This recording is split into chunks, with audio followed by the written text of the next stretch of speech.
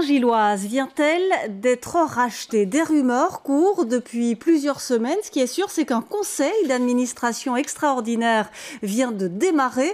Martin Collier, vous êtes sur place. Il s'agit de clarifier la situation.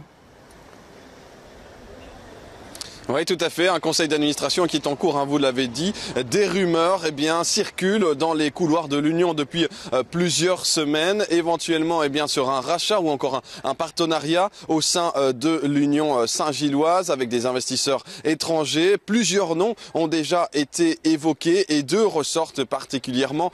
D'abord celui de l'homme d'affaires anglais, Tony Bloom, qui est actuellement propriétaire du club de Brighton, et ce serait une très bonne opération pour l'Union Saint-Gilloise, puisque Tony Bloom sa fortune représente à peu près 3 fois celle de Mark Cook, le nouveau président d'Anderlecht. Deuxième nom qui ressort, celui de l'américain Stan Kroenke, qui lui est propriétaire d'Arsenal. C'est vrai que depuis la saison dernière, l'actuel propriétaire de l'Union Saint-Gilloise, Jürgen Batz, l'allemand, disait qu'il fallait de nouveaux investissements ici à l'Union Saint-Gilloise, sans forcément parler d'un rachat complet, plutôt de partenariat. Lui avait repris la main en 2013 et c'est vrai qu'il avait investi pas mal d'argent pour maintenir l'Union en D1B. Avec ces nouveaux investissements venus de l'étranger, l'Union pourrait retrouver des ambitions sportives encore un peu plus élevées. Pour en savoir plus, il faudra attendre la fin de ce conseil d'administration.